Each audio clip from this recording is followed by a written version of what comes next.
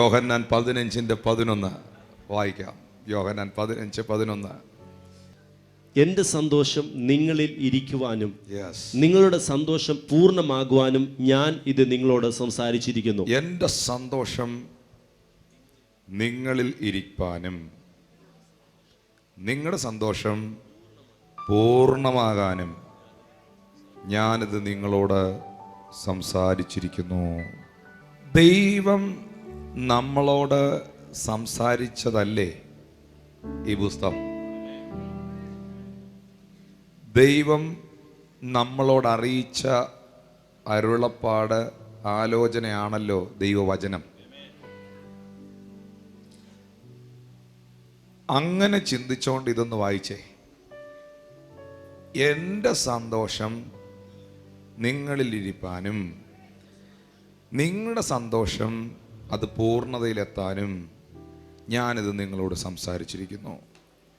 അപ്പോൾ ദൈവം നമ്മളോട് സംസാരിച്ച ദൈവത്തിൻ്റെ വചനം എന്ന് പറയുന്നത് എത്ര നിരാശയിൽ ജീവിക്കുന്ന വ്യക്തിയെയും സന്തോഷപൂർണനാക്കാൻ വേണ്ടിയാണ്.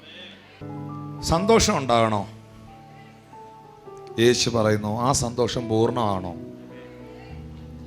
ഞാൻ നിങ്ങളോട് സംസാരിച്ചതിനെ നിങ്ങൾ വിശ്വസിക്കണം. വചനം. ഹല്ലേലൂയ. ഇതിന് രണ്ട് കാര്യങ്ങൾ യേശു പറയുന്നുണ്ട്. എൻ്റെ സന്തോഷം നിങ്ങളിൽ ഇരിക്കാൻ, നിങ്ങളുടെ സന്തോഷം പൂർണ്ണമാകണം. എൻ്റെ സന്തോഷം നിങ്ങളിലേക്ക് ഞാൻ കൊണ്ടുവരും. എന്തിനാണെന്നറിയാവോ?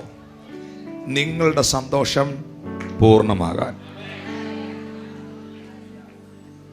വളരെ സന്തോഷവാനായി നിൽക്കുന്ന ഒരാൾക്ക് മാത്രമേ മറ്റൊരാളെ സന്തോഷിപ്പിക്കാൻ കഴിയത്തുള്ളൂ. സ്വാതന്ത്ര്യം അനുഭവിക്കുന്ന ഒരാൾക്ക് മാത്രമേ മറ്റൊരാൾക്ക് സ്വാതന്ത്ര്യം കൊടുക്കാൻ കഴിയത്തുള്ളൂ. വഴി അറിയാവുന്ന ഒരാൾക്ക് മാത്രമേ ആ വഴി പറഞ്ഞു കൊടുക്കാൻ കഴിയുകയുള്ളൂ. യേശു പറയുന്നു, എൻ്റെ സന്തോഷം നിങ്ങളിൽ വരും, നിങ്ങളിൽ വസിക്കും. എൻ്റെ സന്തോഷം നിങ്ങളിൽ വസിക്കുമ്പോൾ നിങ്ങളുടെ സന്തോഷം പൂർണ്ണമാകും. നമ്മുടെയൊക്കെ പ്രശ്നം നമുക്കൊന്ന് സന്തോഷിക്കാൻ പറ്റുന്നില്ല എന്നുള്ളതാണ്. പല കാര്യങ്ങളിലും പെട്ടെന്ന് അങ്ങ് വാടിപ്പോവുകയാണ്. പലതിലും ഒരു കുഞ്ഞു സംസാരത്തിൽ, ഒരു ചെറിയ വഴക്കിൽ, ഒരു വാട്സാപ്പ് മെസ്സേജിൽ, ഒരു SMS-ൽ, ഒരു ചെറിയ കാര്യത്തിൽ പോലും നമ്മളങ്ങ് ഡിസ്കറേജ്ഡ് ആയി പോവുകയാണ്. നമ്മുടെ ചിരിയും സന്തോഷവും എല്ലാം അങ്ങ് അസ്തമിക്കുകയാണ്. എന്നാൽ ഒരിക്കലും അസ്തമിക്കാത്ത, ആർക്കും എടുത്തു കളയാൻ കഴിയാത്ത, ആർക്കും നിങ്ങളിൽ നിന്ന് കവർന്നെടുത്തോണ്ട് പോകാൻ പറ്റാത്ത ഒരു ജോയ്നസ്, ഒരു സന്തോഷം നിങ്ങളുടെ കുടുംബ ജീവിതത്തിൽ, നിങ്ങളുടെ ആത്മീയ ശുശ്രൂഷയിൽ, നിങ്ങളുടെ ഓരോ ദൈനംദിന ജീവിതത്തിലും, ഓരോ മൂമെന്റിലും നിങ്ങൾ ഡിസ്കറേജ്ഡ് ആയി പോകരുത് കുഞ്ഞുങ്ങളെ. ആർക്കും എടുത്തു കളയാൻ കഴിയാത്തൊരു സന്തോഷം.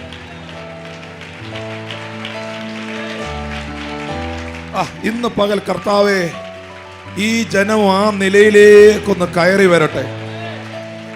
എന്തെല്ലാം സാഹചര്യങ്ങൾ വെളിപ്പെട്ടു വന്നാലും, എന്തെല്ലാം ഡിസ്കറേജ് ചെയ്യുന്ന, വീട്ടിനകത്തുനിന്ന്, ഭാര്യയിൽ നിന്ന്, ഭർത്താവിൽ നിന്ന്, സഹോദരങ്ങളിൽ നിന്ന്, അപ്പനിൽ നിന്ന്, അമ്മയിൽ നിന്ന്, അമ്മായിമ്മയിൽ നിന്ന്, അമ്മായപ്പിൽ നിന്ന്, കുടുംബത്തിൽ നിന്ന് നിങ്ങളുടെ മനസ്സിനെ ഇടിച്ചു കളയാൻ, നിന്റെ മുഖത്തെ ചിരിയെ എടുത്തു കളയാൻ, നിന്റെ സഹോദരന്മാരിൽ നിന്ന്, നിന്റെ അനുജനിൽ നിന്ന്, നിന്റെ കൂട്ടുവേലക്കാരിൽ നിന്നൊക്കെ വെളിപ്പെടുന്നതിനെ ഇന്ന് പകൽ പരിശുദ്ധാത്മാവ് നിന്നെ നോക്കിയിട്ട് പറയുന്നു, മോളെ, മോനെ, ആർക്കും എടുത്തു കളയാൻ കഴിയാത്ത, ആർക്കും കവർന്നുകൊണ്ട് പോകാൻ കഴിയാത്ത ഒരു വലിയ ജോയ്നസ്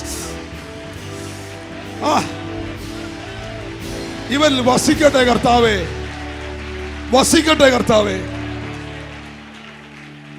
മറക്കരുത്, സ്വാതന്ത്ര്യം അനുഭവിക്കുന്ന ഒരാൾക്ക് മാത്രമേ സ്വാതന്ത്ര്യം തരാൻ കഴിയത്തുള്ളൂ. വിടുതൽ അനുഭവിക്കുന്ന ഒരാൾക്ക് മാത്രമേ ആ വിടുതൽ നൽകാൻ കഴിയത്തുള്ളൂ. വഴി അറിയാവുന്ന ഒരാൾക്ക് മാത്രമേ നിനക്ക് ആ വഴി പറഞ്ഞു തരാൻ കഴിയുകയുള്ളൂ. വെളിച്ചം കയ്യിൽ പിടിച്ചുകൊണ്ട് നടക്കുന്ന ഒരാൾക്ക് മാത്രമേ നിന്നെ ഇരുട്ടിൽ നിന്ന് രക്ഷിക്കാൻ കഴിയുകയുള്ളൂ. അങ്ങനെയാണെങ്കിൽ ഞാൻ പ്രസംഗിക്കുന്ന യേശു അവൻ ദുഃഖത്തിന്റെ ദൈവമല്ല, അവൻ നിരാശയുടെ ദൈവമല്ല, അവൻ പരാജയത്തിന്റെ ദൈവമല്ല. എൻ്റെ ദൈവം സന്തോഷത്തിന്റെ ദൈവമാണ്. ഞാൻ ആരാധിക്കുന്ന എൻ്റെ ദൈവം, വാ തുറന്ന് പറ മോളെ, മോനെ നീ വാ തുറന്ന് പറ, ഞാൻ സേവിക്കുന്ന എൻ്റെ ദൈവം അവൻ സന്തോഷത്തിന്റെ ദൈവമാണ്.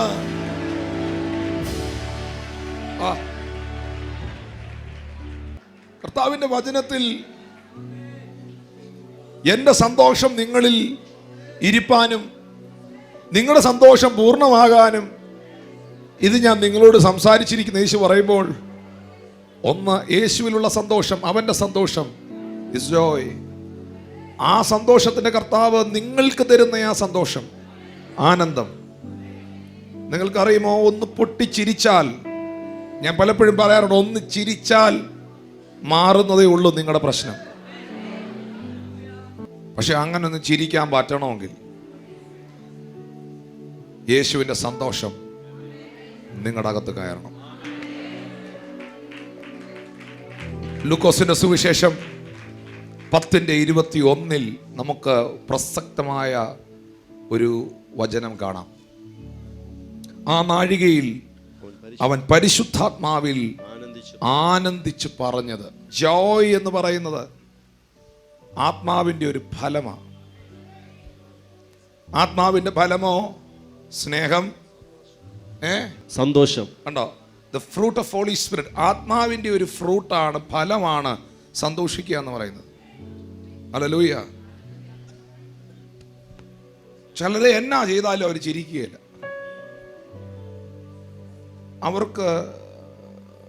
അവർക്ക് അറിയത്തില്ലായിരിക്കും.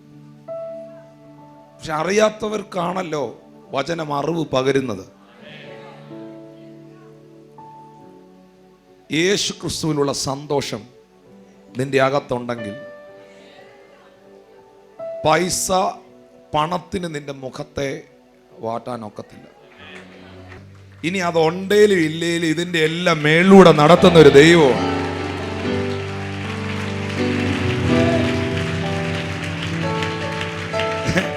ഇതിന്റെ എല്ലാ മുകളിലൂടെ, എല്ലാ തിരയുടെ മുകളിലൂടെയും എന്നെ നടത്തുന്നൊരു കർത്താവ് എനിക്കുണ്ട്. ആ വ്യക്തികൾ ഡിപ്രസ്ഡ് ആകത്തില്ല.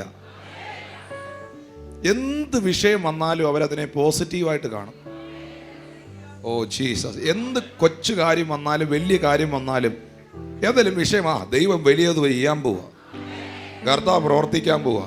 ഓ ഇതൊന്നും കണ്ടോണ്ടൊന്നും ഞാൻ വിഷമിക്കത്തില്ല. കാരണം ഇതിൻ്റെ അപ്പുറം വിഷയങ്ങളിൽ എൻ്റെ ദൈവം എന്നെ നടത്തിയിട്ടുണ്ട്.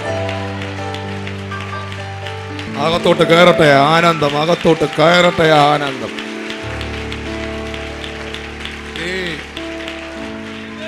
കേരളത്തിലെ വലിയ സന്തോഷം വെളിപ്പെടുക ഇതിനകത്ത്.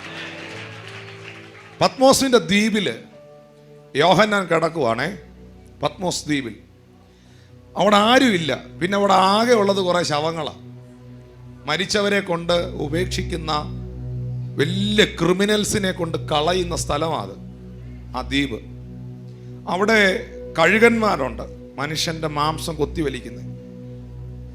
തിളച്ച എണ്ണയ്ക്കകത്തിട്ടിട്ടും ചാകാത്തവനെ, യോഹന്നാനെ, പത്മോസിന്റെ ദ്വീപിൽ കൊണ്ട് കളയുമ്പോൾ വിശുദ്ധ ബൈബിളിൽ എഴുതിയിരിക്കുന്നു, ഭയങ്കര നിരാശയുണ്ട് ആ സ്ഥലത്തിന്. പ്രത്യാശയുടെ ഒരു കാഴ്ചയും അവിടെ കാണാനില്ല. സത്യം കാണാനേ ഇല്ല. മരണമല്ലാതെ വേറൊന്നും മുമ്പിലില്ല. ഒന്ന് ഓർത്തെ, മരണമല്ലാതെ വേറൊന്നും മുമ്പിലില്ല. അങ്ങനെ ഒരു സാഹചര്യം. ഈ സമയത്താണ് യോഹന്നാൻ കർത്തൃ ദിവസത്തിൽ, യേശുവിന്റെ ശിഷ്യനായ യോഹന്നാൻ ആ കർത്തൃ ദിവസത്തിൽ മുട്ടുകുത്തിയത്. അവൻ കർത്തൃ ദിവസത്തിൽ മുഴങ്കാൽ മടക്കി. ഇത്രയും പ്രശ്നം നടക്കുമ്പോഴും, ഇത്രയും വെല്ലുവിളികൾ മുമ്പിലുള്ളപ്പോഴും, ആ ദിവസം, ആ വിശുദ്ധ ദിവസം, നമ്മുടെ ഭാഷയിൽ പറഞ്ഞാൽ ആ ഞായറാഴ്ച, എല്ലാ വിശുദ്ധ ദിവസങ്ങളിലും ആരാധിച്ച അനുഭവം മാത്രമേ അവർക്കുള്ളൂ. പൗലോസ് പറയുന്നു, നിങ്ങളുടെ സഭായോഗങ്ങളെ നിങ്ങൾ ഉപേക്ഷിക്കരുത്, അല്ലെങ്കിൽ ഉപേക്ഷയായി വിചാരിക്കരുത്. ആ പ്രതിസന്ധിയുടെ നടുവിലും മുട്ടുമടക്കിയ യോഹന്നാൻ, അവൻ കർത്തൃ ദിവസത്തിൽ പ്രാർത്ഥനയിൽ വ്യാപൃതനായപ്പോൾ അവൻ ആത്മവിവശതയിലായി. ആത്മവിവശതയിലായ യോഹന്നാൻ, വിശുദ്ധ ബൈബിൾ എഴുതിയിരിക്കുന്നു, കാഹളത്തിനൊത്തൊരു മഹാനാദം. 1-ാം അധ്യായം 1 മുതലുള്ള വാക്യങ്ങൾ താഴേക്ക് വായിക്കുമ്പോൾ കാഹളത്തിനൊത്തൊരു മഹാനാദം അവൻ കേട്ടു. അവൻ കേട്ടപ്പോൾ അവൻ തിരിഞ്ഞു നോക്കി. എല്ലാവരും എന്നെ ശ്രദ്ധിച്ചേ, ഇത് പത്മോസ് ദ്വീപാണ്. ഈ പത്മോസ് ദ്വീപ് വലിയ പ്രതിസന്ധിയുടെ, കഷ്ടതയുടെ സ്ഥലമാണ്, ഒറ്റപ്പെടലിൻ്റെ സ്ഥലമാണ്, മരണത്തിന് വിധിച്ചവനെ കൊണ്ട് കളയുന്ന സ്ഥലമാണ്, മരണമല്ലാതെ വേറൊന്നും മുമ്പിലില്ലാത്ത സ്ഥലമാണ്. അവിടെ മുട്ടുകുത്തി പ്രാർത്ഥിക്കുന്ന സമയത്ത് പെട്ടെന്ന് വെളിപ്പാട് പുസ്തകത്തിൽ എഴുതിയിരിക്കുന്നു, കാഹളത്തിനൊത്തൊരു മഹാനാദം അവൻ കേട്ടു. അത് കേട്ട് അവൻ തിരിഞ്ഞപ്പോൾ അഗ്നിജ്വാലയ്ക്കൊത്ത കണ്ണുള്ള, മാറത്ത് പൊൻകച്ച കെട്ടിയ 7 പൊൻനിലവിളക്കുകളുടെ നടുവിൽ നിലയങ്കി ധരിച്ച മനുഷ്യപുത്രനോട് സദൃശനായവനെ അവൻ കണ്ടു. മുൻപോട്ട് നോക്കിയാൽ നിനക്കിപ്പോൾ എല്ലാം ശൂന്യതയാണെങ്കിലും, മുൻപോട്ട് നോക്കിയാൽ പ്രതീക്ഷിക്കാൻ ഒന്നുമില്ലെങ്കിലും, നീ ഒന്ന് പുറകോട്ട് നോക്കിയാൽ നിന്നെ നടത്തിയവനെ നിനക്ക് കാണാം, നിന്നെ ഇവിടം വരെ എത്തിച്ചവനെ നിനക്ക് കാണാം, നിന്നെ ഇവിടം വരെ കൊണ്ടുവന്നവനെ നിനക്ക് കാണാം.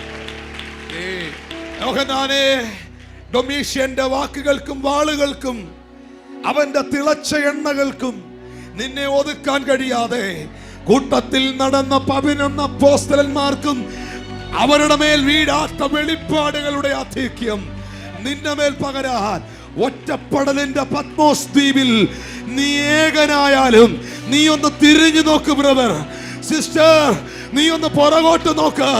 നിന്നെ ഇവിടം വരെ നടത്തിയ ദൈവത്തെ, നിന്നെ ഓ ഹല്ലേലൂയ!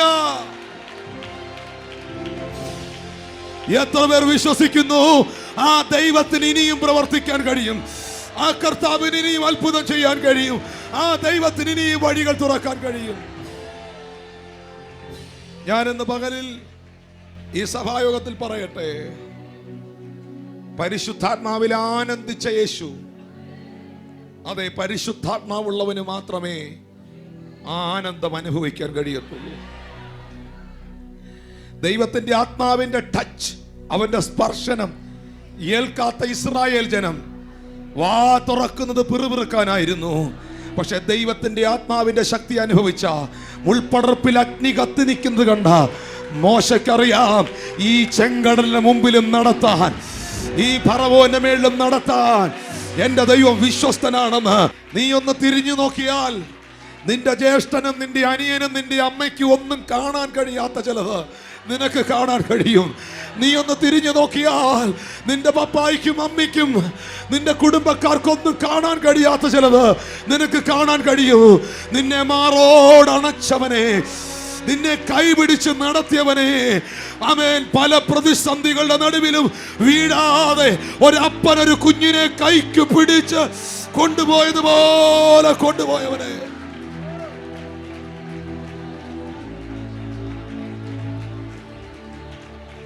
Hallelujah, hallelujah. ഓ, ഇന്ന് ഞാൻ പറയുന്നു, ഞാൻ ആത്മാവിൽ പ്രവചിക്കുന്നു, സ്വർഗം നിന്റെ മേളിൽ ഇട്ട ഒരു സന്തോഷമുണ്ട്. യേശു പറഞ്ഞു, നിങ്ങൾ കരയും, ലോകം സന്തോഷിക്കും. നിങ്ങൾ സന്തോഷിക്കും, ലോകത്തിനോ അത് എടുത്തു കളയാൻ കഴിയില്ല. ഒന്നുകൂടെ വാക്യം പറയാം, നിങ്ങളെ കരയിച്ചോണ്ട് ലോകം സന്തോഷിക്കും, എന്നാൽ നിങ്ങൾ സന്തോഷിക്കും, ലോകത്തിന് അത് എടുത്തു കളയാൻ കഴിയില്ല. ഒന്നുകൂടെ പറയാം, ചിലത് നിന്നെ കരയിക്കാൻ, നിന്നെ നിരാശനാക്കാൻ, ചില പണികൾ നിനക്കെതിരെ ഒളിഞ്ഞും പതുങ്ങി ചെയ്യും. പക്ഷേ നീ സന്തോഷിക്കുന്ന ഒരു ദിവസം നിനക്ക് വരുന്നുണ്ട്. ആ സന്തോഷം എടുത്തു കളയാൻ അവന് കഴിയത്തില്ല. ആ സന്തോഷം